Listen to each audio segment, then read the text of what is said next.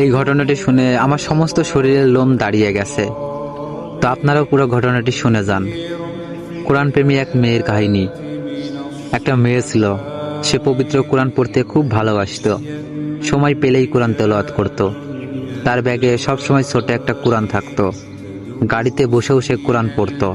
তার তেলাওয়াত এত মধুর ছিল যে কোনো পাষাণ ব্যক্তির মন গলে যেত। রাতে যখন ঘুম ভাঙতো তখনই সে কোরআন পড়তে শুরু করত। একদিন মেয়েটি মারা যায়। মা তার আদরের মেয়েকে হারিয়ে প্রায় পাগলের মতো হয়ে যায়। একদিন রাতে মা তার মেয়ের স্বপ্ন দেখে ঘুম ভেঙে যায়। হঠাৎ তার মা তার মেয়ের রুম থেকে কান্নার আওয়াজ শুনতে পায়। তিনি ভয়ে সেই দিন ওই ঘরে যাননি। পরের দিন সকালে তার বাবাকে জানান, কিন্তু সে বিশ্বাস করে না। পরের দিন রাতে তার মা আবার সেই কান্নার আওয়াজ শুনতে পায়। তারপর তার বাবাকে বলে, বাবাও শুনে সেও ভয় পেয়ে যায়।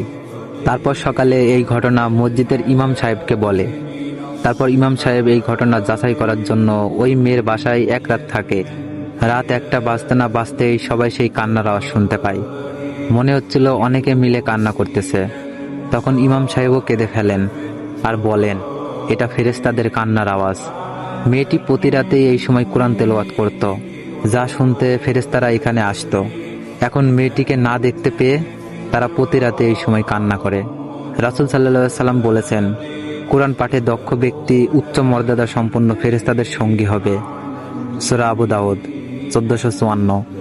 আল্লাহ আমাদের সবাইকে এইভাবে কোরআন পড়ার তৌফিক দান করুন। আমিন।